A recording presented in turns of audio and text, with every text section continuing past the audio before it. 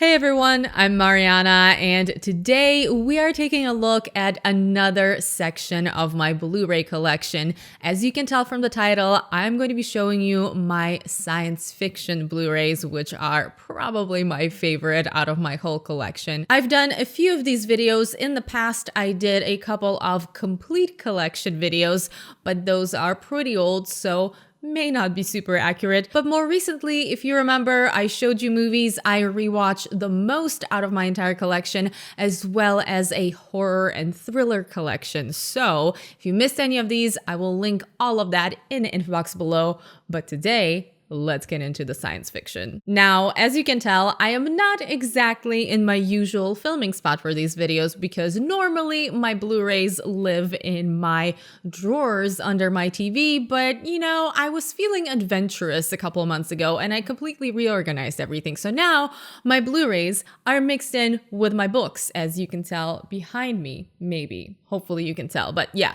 All of my Blu-rays are now just scattered all over my bookshelves, so this is going to be an interesting video. This is also why we're starting at the lower section of my bookshelves, because even though most of my sci-fi Blu-rays are higher up with my sci-fi books, but I have quite a few at the bottom over here. Also, if this is my first collection video that you're watching, I'm just going to let you know right away, which is something I probably repeat in every collection video. The way I buy Blu-rays is I only buy films that I know I'm going to watch multiple times. So you may be surprised that certain films are missing from my collection. And most likely it's not because I don't think they're great movies. It's either because they're not movies that I can see myself watching over and over again, or maybe I just haven't seen them. That's always an option. Okay. Actually getting started now, and I'm going to start with the section that is right behind me right here.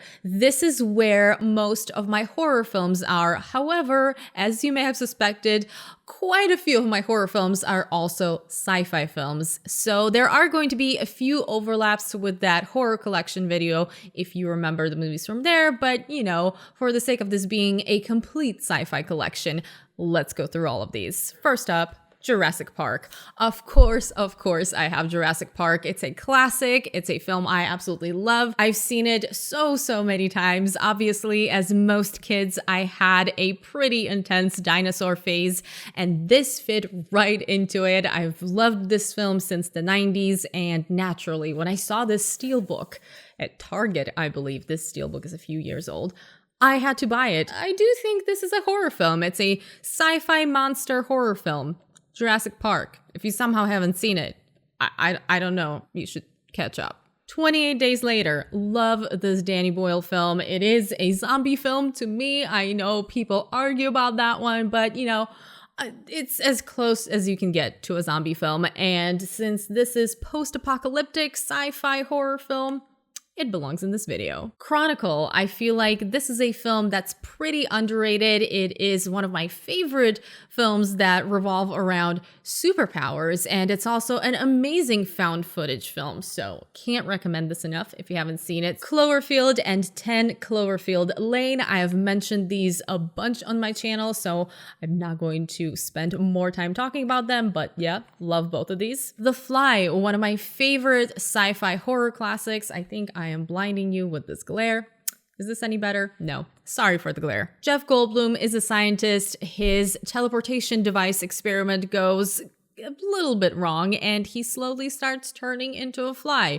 It's a wonderful film, despite of what it sounds like, and it is surprisingly dramatic and emotional. Another famous sci-fi horror classic, The Thing. I don't think I've ever met a horror fan or a sci-fi fan who does not love John Carpenter's The Thing. This is a fantastic film. I was skeptical going into it because I only saw it for the first time a couple of years ago, and I thought, could it be as good as people say it is? Because it's pretty old. I bet those effects are not looking so hot. Well, it's a classic for a reason. It's a fantastic film. And let's finish this section off with some zombies. First of all, Train to Busan. You guys know I am a huge fan of this film. I was lucky enough to see it in theaters, and experiencing this on the big screen was awesome.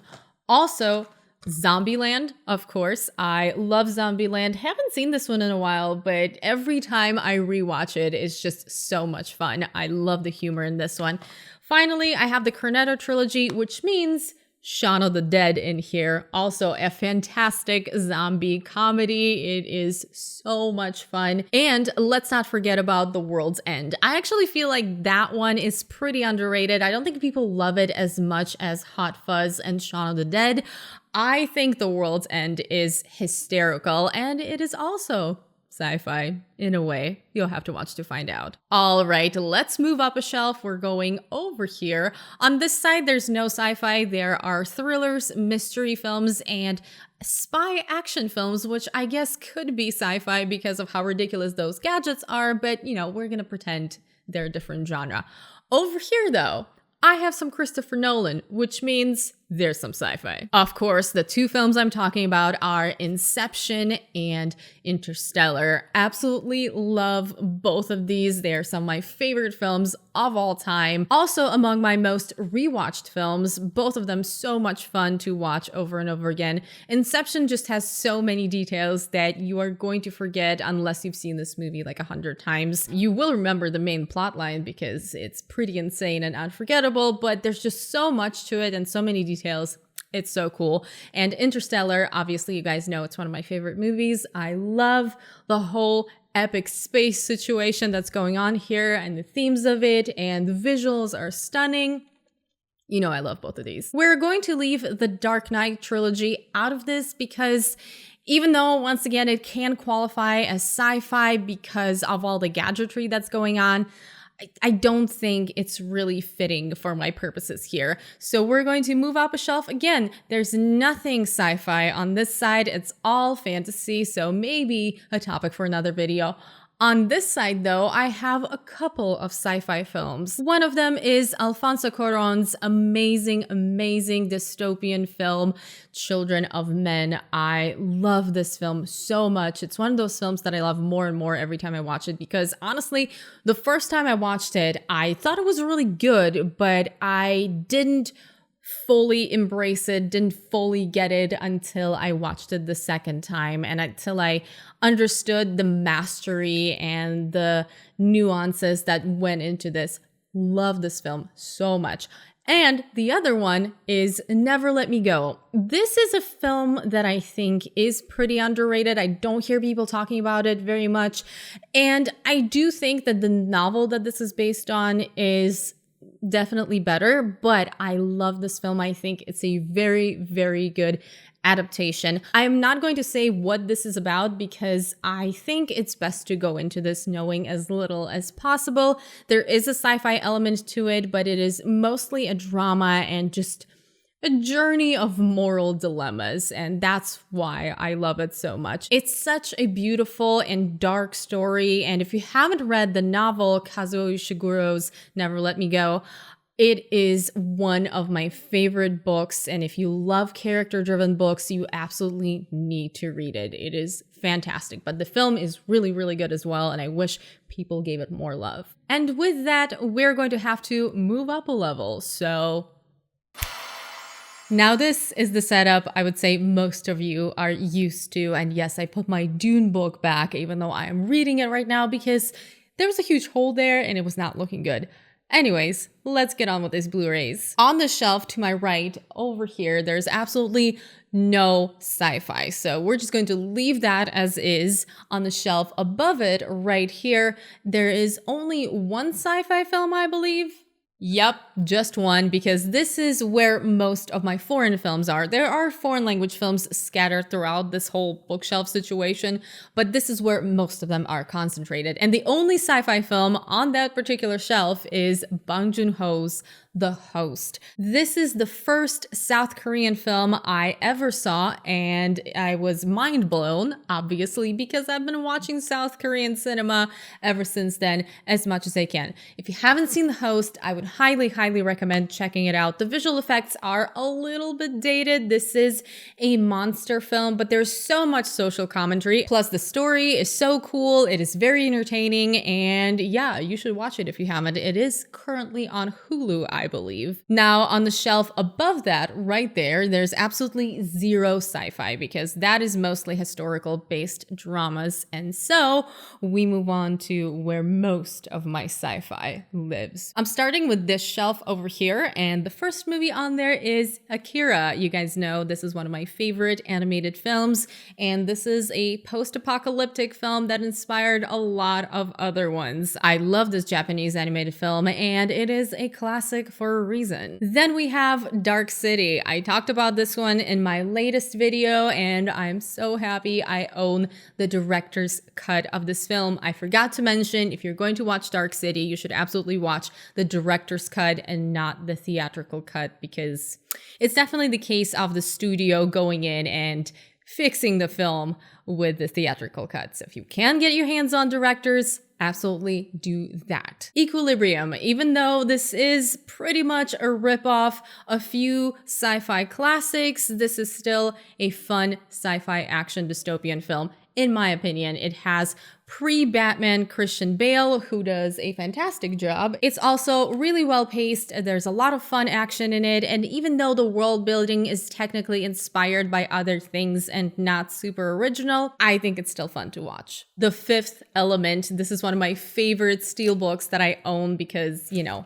it's so cool looking, and it is a film that I saw so many times growing up, just like Jurassic Park. I was obsessed with this film in the late 90s. It was something that was on the list of my favorites and probably is still on the list of my favorite films because I think this one is a lot of fun. Ghost in the Shell, another Japanese animated classic that I absolutely love and that opened me up to some interesting views on life. Definitely not a kid's movie, just like Akira, but check this one out if you have not yet. It is a little bit on the slower side. Just meditate with it, okay? Mad Max trilogy and Mad Max Fury Road. You guys know I am a huge fan of Mad Max Fury Road.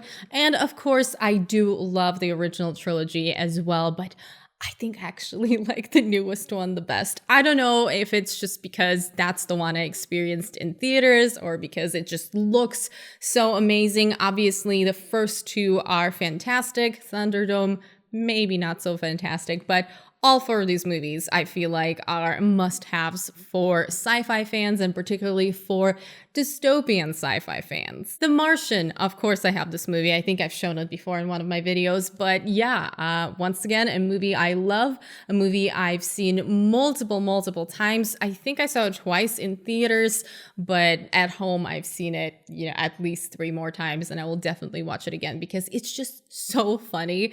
And the casting of Matt Damon for the role of Mark Watney is just one of the best casting decisions ever made in Hollywood. It's perfection. The Matrix. Where would we be in our sci-fi collection without The Matrix? And once again, one of my favorite steelbooks. Not so exciting on the back, but this whole front situation. It's just what sci-fi steelbooks should be. I don't think I need to introduce anyone to The Matrix. I would actually be curious how The Matrix holds up for people who are just now introduced to it, because obviously I watched it for the first time. Well, I watched it not when it came out, but I watched it in the early 2000s, but it blew my mind completely, and I've seen it so many times afterwards, just like a lot of these movies. But, you know, The Matrix is a cultural phenomenon. We all know this. Then we have some Star Wars films. I have the original trilogy, episodes 4, 5, and 6, which, you know, are staples in people's collections. And then I have The Force Awakens, because I did love The Force Awakens. It was the first Star Wars film that I saw in theaters, and I had so much fun watching it. Also, the story had so much potential. The rest of the new saga, so to speak, is a little bit iffy. I didn't hate the second or the third movie in this new trilogy, but I didn't love them either, and I really wanted to love them, especially since I loved The Force Awakens. So I don't know if I'm actually going to buy episodes 8 and 9 and add them just to have a complete trilogy. I don't know if I'm going to watch them again, but I would definitely watch this one again, and obviously the classics. And then more collection staples, The Terminator and Terminator 2 Judgment Day.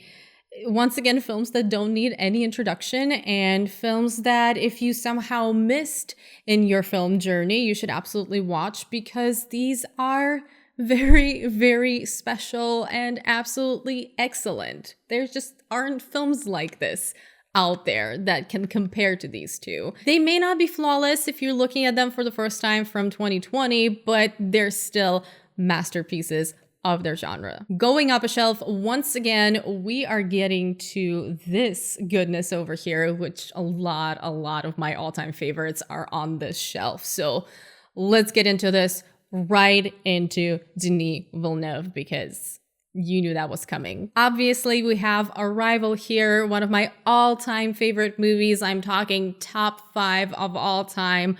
Arrival, you know, I love it. We'll never shut up about this film. And of course, Blade Runner 2049. You guys know I love this film as well. Actually love it a little bit more than the original Blade Runner, which this edition of Blade Runner is gorgeous. It's like a book. Let me show you. It has the discs here with all of the cuts of the film, which the final cut is the one that you want to be watching.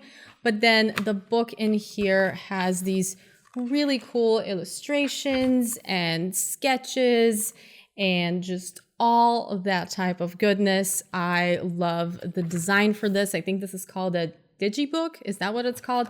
I don't know, but I need more Blu-ray releases to be like this, because this is super cool. And then we have this stack over here, so let's make a mess out of that. First up, 12 Monkeys. You guys know I'm a big fan of this movie, or maybe you don't know, but I am. It's a great film, and it's kind of a mindfuck, and it's also a fun post-apocalyptic adventure. Maybe not an adventure, a dark adventure, okay? Just watch 12 Monkeys if you haven't seen it. Also, of course, 2001: A Space Odyssey. I need to rewatch this and rethink my life watching this, because it's definitely a film that requires like at least 10 viewings to fully immerse yourself in it, because there's so much to unpack here. Then you guys know I'm a huge Alien fan, so I have Alien and Aliens, and I do have Prometheus. Now, this might be a little bit controversial. I know there are a lot of people who hated Prometheus. I actually really enjoyed Prometheus. I think I gave it 4 out of 5, which is 8 out of 10. I thought this was a very, very good but flawed film. There were things that could have been done better, and the main issue is that the sequel to this was pretty disappointing, unfortunately, and I wish this went somewhere exciting, because this was so promising. Maybe it still will. I still hope that they will make a sequel that will make all of it come together and it'll be good, but I'm losing hope. But obviously, Alien and Aliens, some of my favorite films of all time. So amazing. Then we have District 9, a film that I talked about in my last video, and a film that I love very, very much. Excellent movie. Also, of course, I have Ex Machina, one of my most rewatched sci-fi films. Just such a fun film to rewatch, because you see it from different perspectives every time. This is a film that nobody was talking about, and I went to see it in a theater. It was super limited release, and my mind was pretty blown. And then this movie became so popular. Everybody was talking about it as this indie, underrated sci-fi gem, which it is. So yeah, long story short, I love Ex Machina, and I recently rewatched it, and I still love it. Then another all-time favorite, Her. You guys know I'm a huge fan of this film. I've talked about it a bunch on my channel, so I'm not going to do that yet again, but I am considering making a review / discussion of this film. If you'd like to see that, do let me know in the comments. Next up, 2 wonderful Ethan Hawke sci-fi films, Gattaca and Predestination. I would highly recommend both of these. I rewatch both of these regularly. I love both of these, and I wish they were discussed more, because they are wonderful films, and I don't know why these two don't get as much attention as some other sci-fi films. I just don't know why, because they're great. Next, of course, I have Moon. This is once again one of my all-time favorites, and the movie that I discuss quite often on my channel, because any chance I get to mention Moon, I'm going to mention Moon, because it's wonderful. Then Minority Report. I think a lot of people love this one, and I am certainly one of them.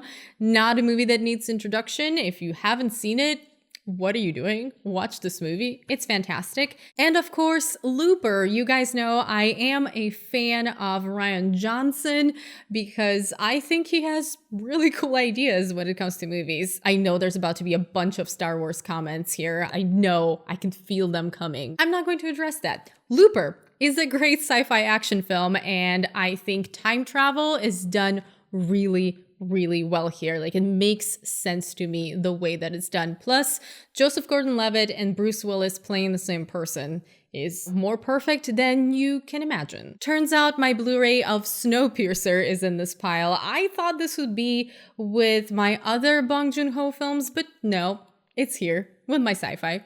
I love Snowpiercer. You guys know I love Snowpiercer. Look at this train inside this Blu-ray. This is a film I love watching on New Year's Eve because there is a Happy New Year moment in this film, and this is my way of greeting the new year. Finally, Star Trek and Star Trek Into Darkness. To be honest, I don't know if I should be keeping these because I bought them since they're very cool. These metal embossed steel books, metal packs. They have a specific name. I think it's metal packs. Anyways, the reason I'm saying that I don't know if I should be keeping these is because I haven't actually watched them since I bought them, and I thought I was going to watch them all the time. When I saw these in theaters, I thought they were so much fun. I was a big fan and I enjoyed the hell out of them. And I think I rewatched each of them once right after I bought these steelbooks, and after that, just haven't watched them since. I don't know why that is, because it's not like I didn't like them when I rewatched them, but just something about them just doesn't interest me anymore for some reason. Don't know what's going on. For now, I own them. Next time I do a collection video, I might have gotten rid of them, but they're really cool looking, Blu-rays, so that's why I'm keeping them, I think. Finally, we're down to my last two Sci-Fi Blu-rays. They are on the shelf up here, which is where all of my film books are and also where all of my Criterion Edition Blu-rays are. And the two movies I'm talking about are Criterion. They are Tarkovsky's Solaris and Stalker. I am a huge fan of Tarkovsky. You guys know this. And naturally, I own as many of his Criterion releases as I can because that is the way to own your favorite films. I would love to have a huge Criterion collection, but they're so expensive, so I saved that for special occasion, and these two I just had to get. Just recently rewatched Solaris, once again talked about it in my last video, and I'm pretty ready to rewatch Stalker. Watch both of these if you haven't. And read the books they're based on too, because those are masterpieces in film form and in novel form. And that is it for my science fiction Blu-ray collection. Let me know what you guys thought in the comments below. If you think I am missing some films that you think I would really enjoy, or you're surprised that are not in my collection, of course, let me know in the comments below. And also let me know what your top 5 of all time sci-fi movies are. I know, it's so hard to pick. It's unfair. If someone said that to me, I would pick for the next 30 minutes probably, trying to figure out what my top 5 is. If you have a top 5, let me know in the comments. Let me know some honorable mentions. Let me know how you're doing, because I hope all of you are having a reasonably great week. I hope you're staying safe. I hope you're staying sane. And thank you so much for watching this video. I am super grateful for every single one of you, especially if you made it to the end of this video and you're actually hearing this. Also, an extra special thank you to my patrons and a super extra special thank you to the patrons whose names are on the screen right now. But yeah, thank you to everyone who's watching this. I hope you guys enjoyed this video, and if you did, please don't forget to give it a thumbs up, share it, subscribe to my channel if you haven't already, follow me on social media. All of those links are in the info box below, and I hope you're having a great day. I will see you very soon in my next video. Bye!